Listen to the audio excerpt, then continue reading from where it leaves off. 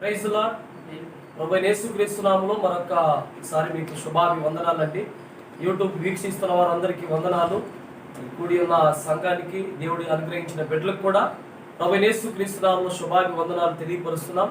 మరి ఈనాటి ధ్యానంలోకి మనం వెళ్దాం. యెషయా పుస్తకం 58వ అధ్యాయము పేజ్ నెంబర్ 618. యెషయా 58 3వ వచనం నుంచి మనం చదువుకోవాలి.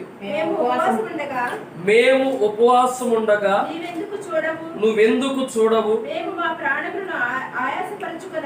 మేము మా ప్రాణములను ఆయాసపరుచుకునగా నీవు ఎందుకు లక్ష్య పెట్టవు అని అందు. ఒక నిమిషం చూడండి. యెషయా పుస్తకంలో 58 3వ వచనంలో ఇక్కడ మనకి కనబడుతున్న మాట ఏంటంటే, మేము ఉపవాసం ఉండగా నువ్వెందుకు చూడవు, ఎందుకు చూడవు అనే ప్రశ్న.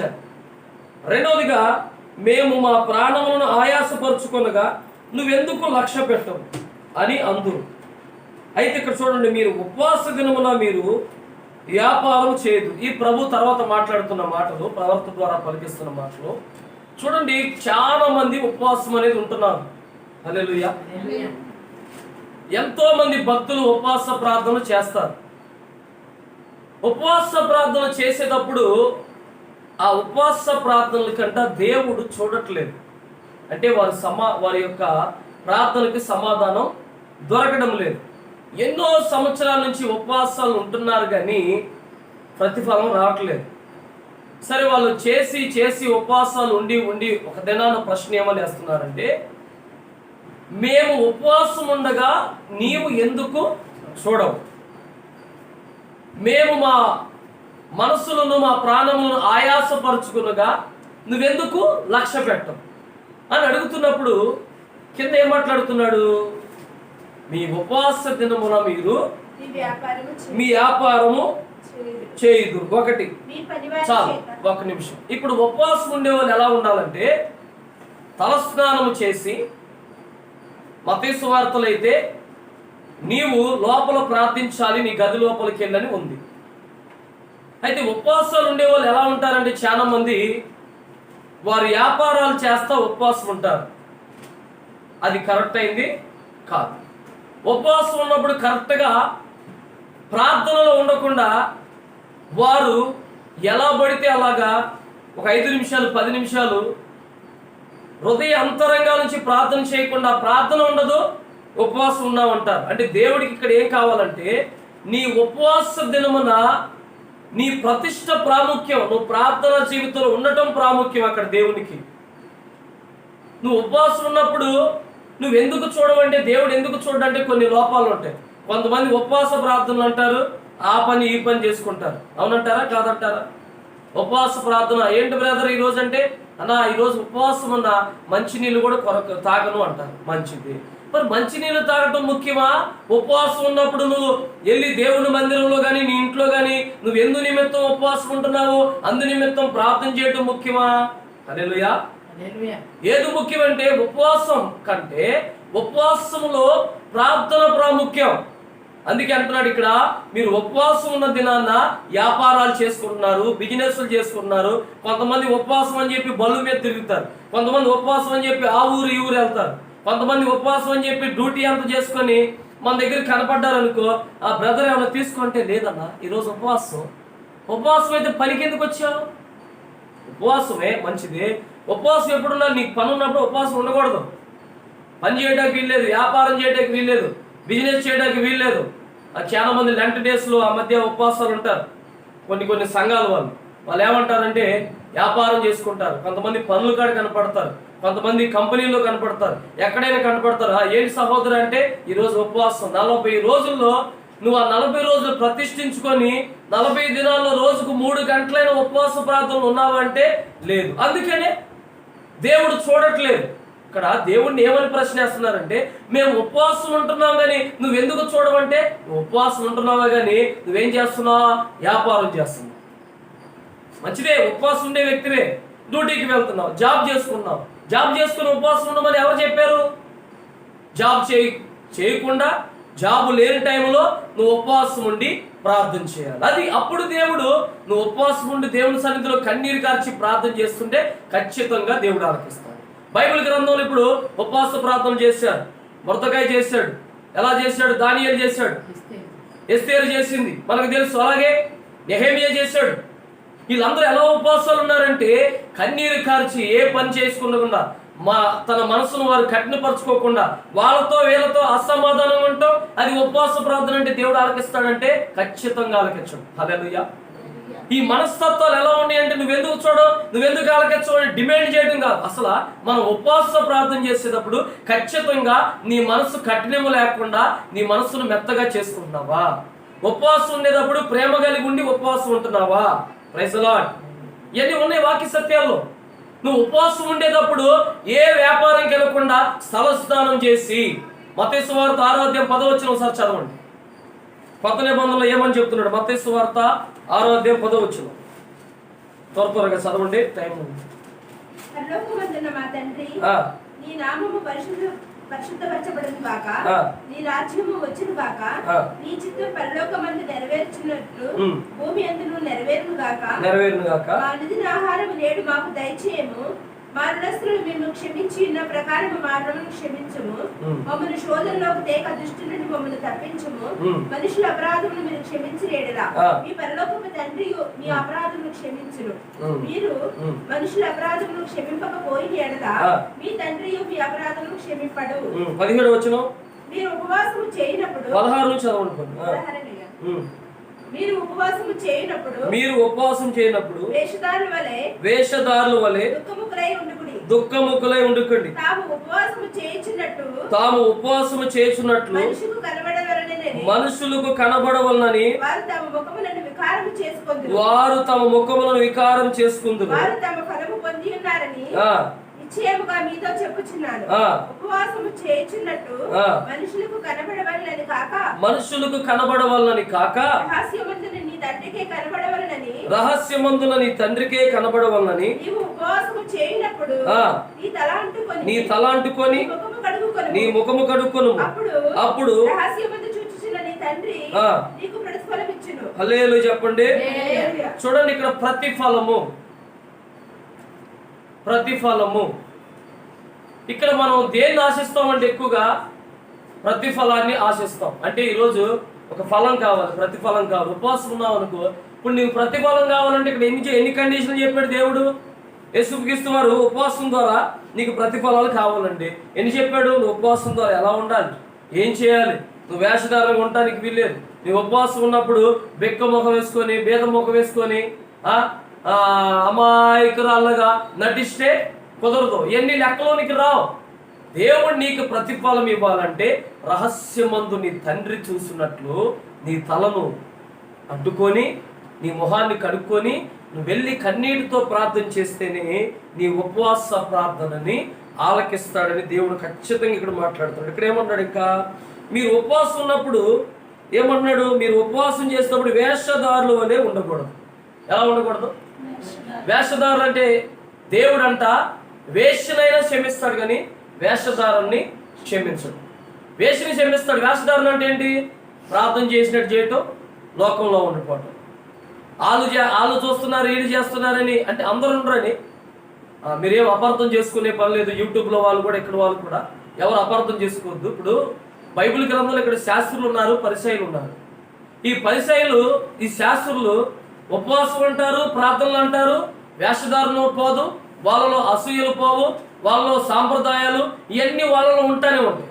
ఉపవాసం అంటారు, ప్రభు మీద అసహించుకుంటారు, ప్రభు మీద వాళ్ళ మనసు కఠినపరుచుకుంటారండి. దీన్ని ఏమంటామంటే వేషధారణ. ఇప్పుడు చాలా మంది ఉపవాసం అంటారు, వారి మీద వీరి మీద ద్వేషాలు పెట్టుకుంటానే ఉంటారు. ఉపవాస ప్రార్థన అంటారు, ఎదుటోళ్ళని ఏళన చేసి మాట్లాడతారు. అమ్మో మేము ఉపవాసం ఉండి ప్రార్థన చేసామంటారు. దుఃఖమొహం వల్లే ఒక ఆమె అవేం చేసిద్దంటే 40 దినాలు వస్తాయి. లెంట్ డేస్లో ఏం చేస్తూ ఉంటుందంటే, నేను వెళ్ళాము ఎప్పుడైనా కనపడాను అనుకో, అంటే నాకు వదిన అవుతుంది అన్నయ్య గారు భార్య. వెళ్ళాననుకో, అయ్యా నరేష్ పాస్టర్ గారు ప్రైజ్ లార్డ్, వదిన ఏంటికి డల్గా ఉన్నారు? ఏముందయ్యా ఉపవాసం అయ్యా, ఉపవాసం. అవునా, ఏంటా ఉపవాసం ఎందుకు చేస్తున్నావు? మీ అన్నయ్య మారాలని, నాకు ప్రతిఫలం రావాలని, పిల్లలు బాగుండాలని, ఇంతేనా? మంచిది. మరి ఉపవాసం ఎలా చేస్తున్నావు అంటే ఆ మొహం ఎలా ఉంటుంది తెలుసా? భేద మొహంగా.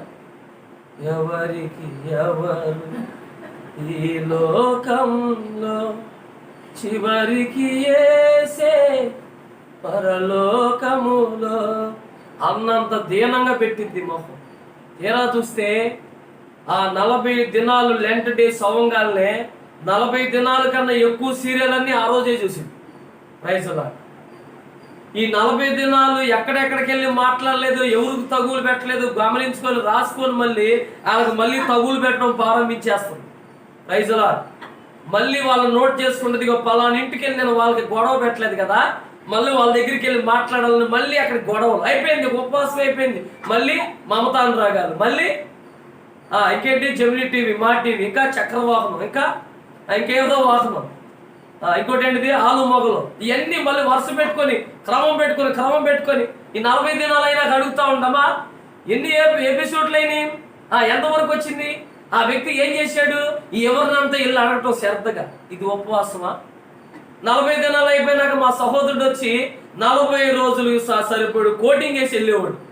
మళ్ళీ దారి తప్పిపోతినో ప్రభువా, నీ అండకు చేరి తిని ప్రభువా. మళ్ళీ బిక్క మొహం వేసుకొని నేను దారి తప్పిపోయాను. ఎందుకు 40 దెబ్బలు? అసలు ఎందుకు 40 దెబ్బలు పడి, అసలు ఎందుకు తనులు తిన్నాయంటే ఆ ఉపవాస ప్రార్థనలో ఏమీ లేదు. స్తోత్రం చెప్పండి, హల్లెలూయా. ఆ ఉపవాస ప్రార్థనలో యథార్థత లేదు. క్షమించగలిగి యథార్థంగా పరిపూర్ణముగా లేదు. ఇంకా మనసులో చెడు స్వభావం, మారు మనసు లేకుండా, ఈ లోకాన్ని జయించుకోకుండా, ప్రత్యేకపరచబడకుండా నువ్వు ఒక అన్నం మానేస్తే సరిపోద్దనే భ్రమ క్రైస్తవులో నుంచి పోవాలండి. Praise the lord.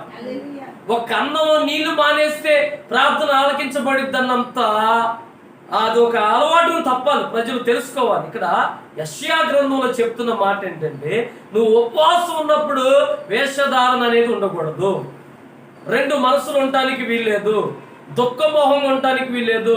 నువ్వు తలస్నానం చేసి మొహాన్ని కడుక్కొని, అంతకన్నా ముఖ్యంగా హృదయం శుద్ధీకరించబడి నువ్వు భారము కలిగి నీ దేశం కొరకు, నీ భర్త కొరకు కన్నీరు కార్చి ప్రార్థన చేయి, దేవుడు కార్యం చేస్తాడు. హల్లెలూయా. చూడండి, ఎస్తేరుకి పేరుకు ముందు ఆమె పేరు హదస్త. ఈ హదస్త అనేమో తల్లి లేదు, తండ్రి లేడు, అమాయకురాలు, ఎవరు పట్టించుకోలేని స్త్రీ. ఈమెని చక్కని ప్రార్థనాపరుడు దగ్గర తీర్చుకున్నాడు. ఎవరైనా మొర్దెకై. ఈ మొర్దెకై ప్రార్థన అనుభవం, అతని సాక్ష్యం, ఇవన్నీ కూడా ఆమె చూసింది. ఆమె చూసి ఆమెలో ఆ గుణగుణాలు నేర్చుకొని ఆమె కూడా భారం కలిగి ప్రార్థించడం ప్రారంభించింది. ఒకనొక దినాన్న అక్కడ కరువు వచ్చింది, శత్రువులు చంపడానికి ప్రయత్నం చేశారు, ఆ దేశాన్ని కూడా హతం చేయాలని పరిస్థితులు కొన్ని వచ్చినప్పుడు ఆమె ఏం చేసిందంటే భారము కలిగి ఉపవాసం ఉండి కన్నీటితో ప్రార్థించింది. ఆ వైరాగ్యము కలిగిన ప్రార్థన, యథార్థం కలిగిన ప్రార్థన, ఇతరుల కొరకు, దేశం కొరకు భారం కలిగి ప్రజలందరూ కాపాడబడాలని ప్రభు దగ్గర చేస్తున్న ప్రార్థనను బట్టి దేవుడు ఖచ్చితంగా ఆ ఉరిని తప్పించాడు, ఆ మరణ శిక్షను తప్పించాడు, గొప్ప సంతోషాలు వారి జీవితాలు కలిగించాడు. స్తోత్రం చెప్పండి, హల్లెలూయా. ఇది ఉపవాసం. అందుకని ఆమెని 123 దేశాలకి దేవుడు రాణిగా ఉంచాడండి. ఆమె అంత విధానంగా ముందుకెళ్ళటానికి ఆమెలో వేషధారం లేదు, నామకార్థం లేదు, మారు మనసు లేకుండా పరిపూర్ణమైన మార్పుతో, వైరాగ్యంతో, పట్టుదలతో ఉపవాసం చేసింది కాబట్టి దేవుడు ఆ ప్రార్థన ఆలకించాడు. హల్లెలూయా చెప్పండి. రెండోది ఏమంటాడు ఇక్కడ,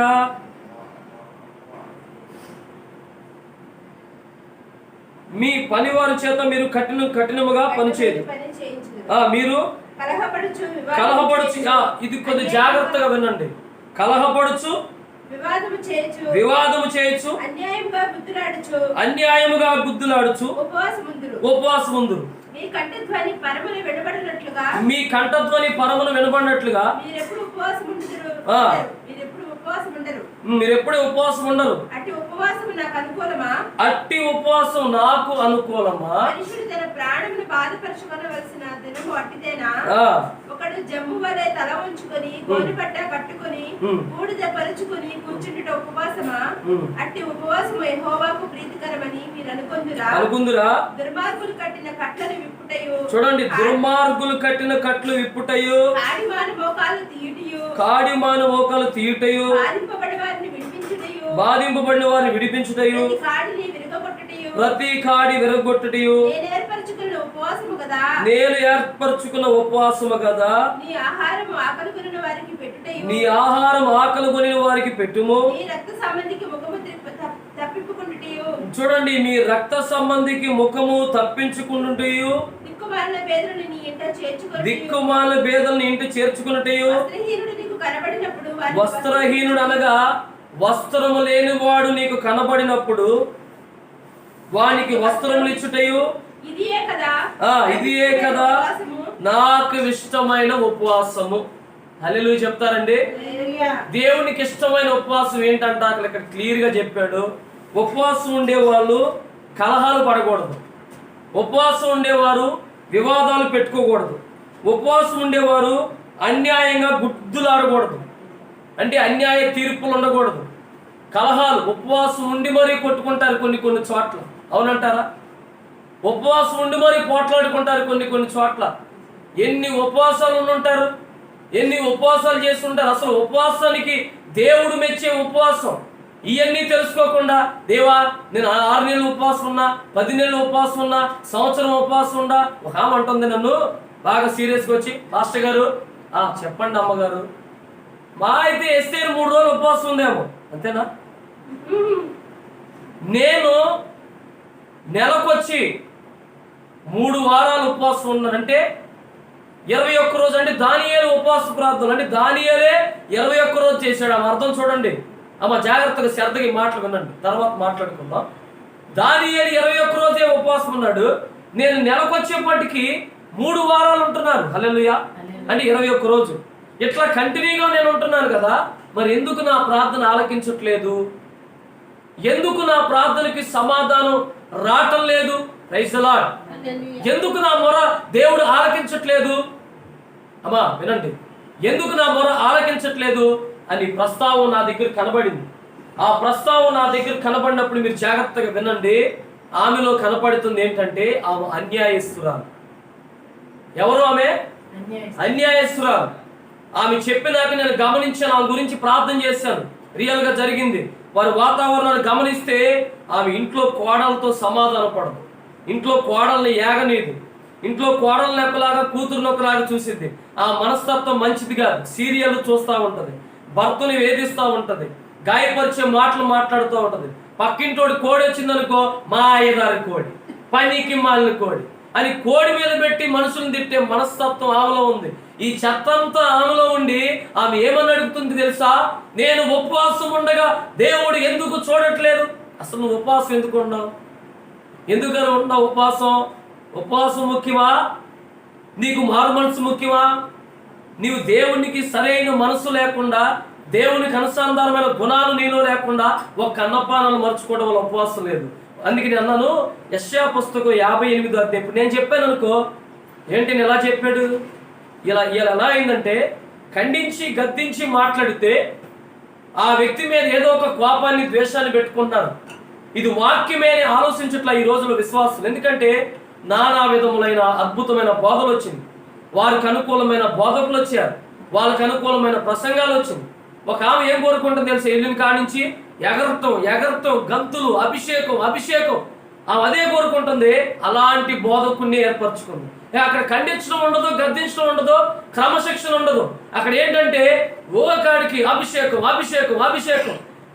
ఇదే పరిస్థితి. కాబట్టి ఆమె అదే పరిస్థితిలో ఉంది, కానీ నిజమైన ఉపవాసం ఏంటనేది వాక్యం ద్వారా తెలుసుకోలేకపోయింది. హల్లెలూయా.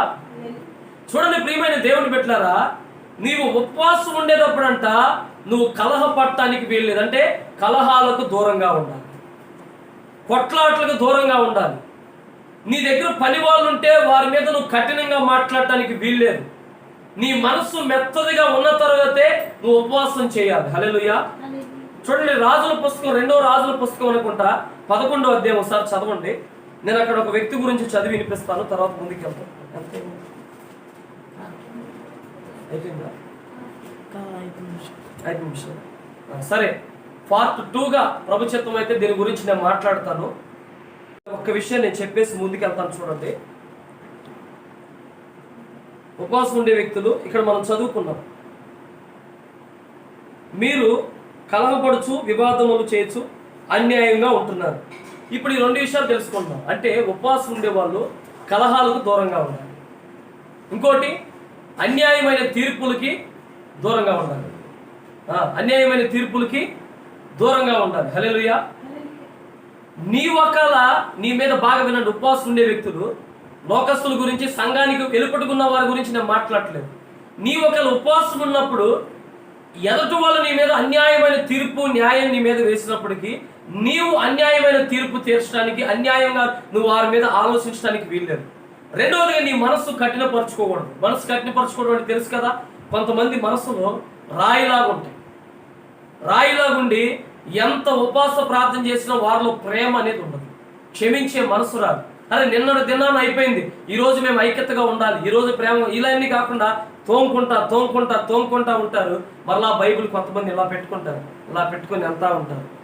ఇలా పెట్టుకుని, అమ్మా అనసూయమ్మ వందనాలు, అయ్యగారు టయానికి రాకపోతే ఊరుకొని అన్నాడు, అయ్యగారు కంపల్సరీగా ఉపవాస ప్రార్థనకి రమ్మన్నాడు, సోరమ్మ ఎల్లమ్మ అంతా బాగానే ఉంది. ఉపవాస ప్రార్థనకి వెళ్ళారు.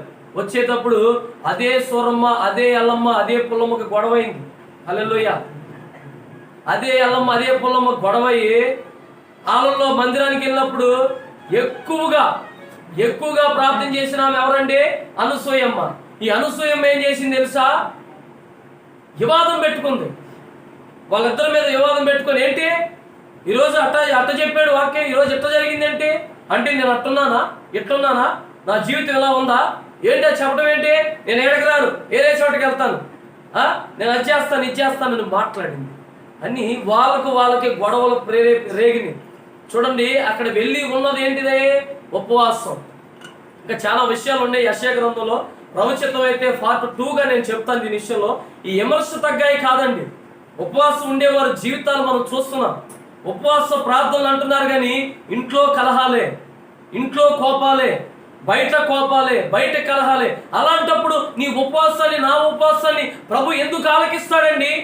ఒకసారి నువ్వు వాక్యం వైపు నీ కను దృష్టి పెట్టాలి. నీ యొక్క ఆలోచన వాక్యం మీదకు మళ్ళాలి. వాక్యమే దేవుడై ఉన్నాడు. ఆ దేవుడు ఏమని బయలుపరుస్తున్నాడంటే యెషయా ప్రవక్త ద్వారా, నువ్వు ఉపవాసం ఉన్నప్పుడు ఎందుకు నీ ప్రార్థనకు జవాబు రావటం లేదంటే, బహుశా నీ మనసు ఏమన్నా కఠినంగా ఉందేమో. నువ్వు ఉంటున్న ఏరియా వాళ్ళ మీద, నీ చుట్టుపక్కల వాళ్ళ మీద, నీ కుటుంబం మీద, నీ కోడల మీద, కూతురు మీద, కొడుకుల మీద, అల్లుల మీద ఏమైనా నీ మనసు కఠినపరుచుకుంటున్నావేమో. నీ అమ్మ మీద, నాన్న మీద, తండ్రి మీద నీ మనసును కఠినపరుచుకుంటున్నావేమో. కఠినముగా మరుచుకొని నీ మనసును కఠినపరుచుకొని కలహాలు రేపుతున్నావేమో. అయిపోయిన విషయాలకి కలహాలు రేపుతున్నావేమో, గొడవలకు తావిస్తున్నావేమో. ఉపవాసం అయితే ఉంటున్నావే కానీ నీలో మెత్తన మనసు లేదేమో. యేసుక్రీస్తు చేసిన ఉపవాసం, వైరాగ్యం, ఆ యొక్క మనస్తత్వం లేకుండా నువ్వు ఎక్కడ ఉపవాసం చేస్తున్నావేమో. అందుకే నీ ఉపవాస ప్రార్థన ప్రభు సన్నిధికి చేరట్లేదు అనేది సత్యం. Praise the lord. నేను ఇన్నాళ్ళు బట్టి చేశాను, అయినా నా భర్త మారట్లేదు, అయినా నా కుటుంబం మారట్లేదంటే ఉపవాసం ప్రాముఖ్యం కాదు. దేవుడు అన్నాడు ఇక్కడ, ఉపవాసానికి ముందు కొన్ని కండిషన్లు పెట్టాడు. Praise the lord. ఉపవాసానికి ముందు నువ్వు ఎలా ఉండాలి, నువ్వు ఏ విధంగా ఉపవాసం చేయాలి.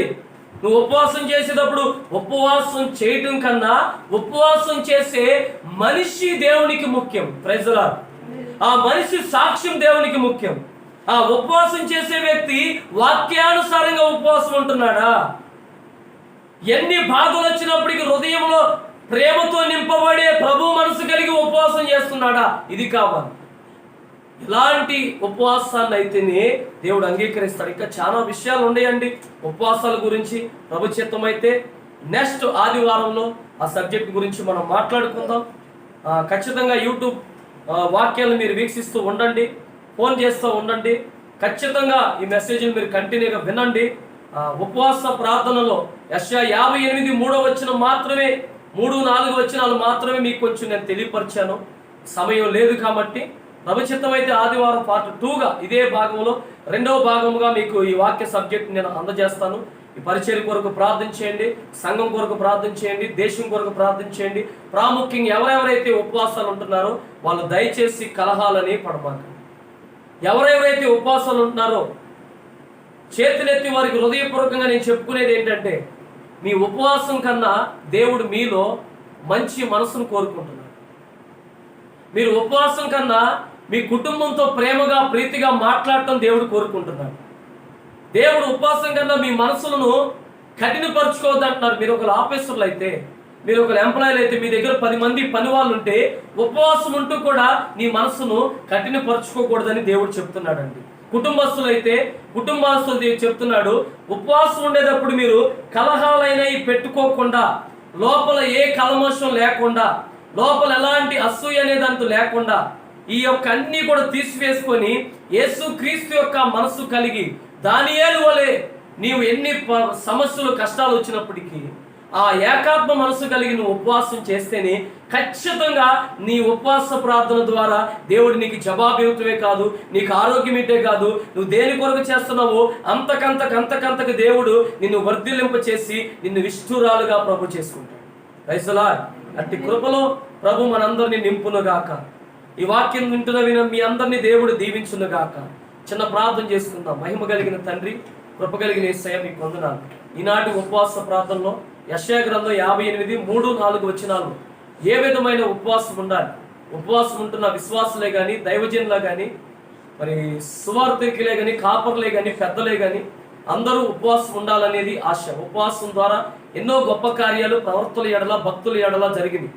కొత్త నిబంధనలో కూడా ఏ విధమైనదైనా వదిలిపోవాలి, తొలగిపోవాలంటే ఉపవాసం ద్వారా, ప్రార్థన ద్వారా అని మీరు కూడా తెలియపరిచారు. ఉపవాసం ఉండటం ప్రాముఖ్యమే. అయితే ఆ ఉపవాసం ఉండే వాళ్ళ మనసు ఏ విధముగా ఉండి ఉపవాసం ఉంటే మీ సన్నిధిలో అంగీకరించబడిద్దన్న కొన్ని విషయాలు మేము తెలుసుకున్నాం. ఒకటి, మనసు కఠినపరచుకోకూడదు, కలహాలు ఆడకూడదు, గొడవలు పెట్టుకోకూడదు, వ్యాపారాలు చేయకూడదు. ఇలాంటి కొన్ని విషయాలు మేము తెలుసుకున్నాం ప్రభా. మరి మేము ఉపవాసం ఉన్నప్పుడు రహస్యముగా ఏకమైన అయినా చేసే భాగ్యాన్ని ప్రతి ఒక్కరికి దయచేసి ఈ వాక్యం వింటున్న బిడ్డలందరితోనూ నాతోని మీరు మాట్లాడారు. వాక్యం ద్వారా కలహాలకు దూరంగా ఉంటూ, గొడవలకు దూరంగా ఉంటూ, అసూయకు దూరంగా ఉంటూ ఈ వాక్యం ద్వారా ఇవన్నీ వెంటే ఆ లక్షణాలు ఎవరిలో ఉన్నా యేసు రక్తంలో తొలగిపోవునుగా, అవి దూరం అవునుగా. ఉపవాసం వింటున్న బిడ్డల్లో గొప్ప కార్యాలు జరగాలంటే కలహాలనే ఉండకూడదని వాక్యం ద్వారా మీరు మాట్లాడారు. ఆయన ఆ కలహాలు, విభేదాలన్నీ తొలగించి అందరిని ఐక్యపరిచి ఏక మనసులోకి తీసుకొచ్చి గొప్ప కార్యాలు చేయమని యేసు నామమున అడిగి పొంది ఉన్నాము తండ్రి.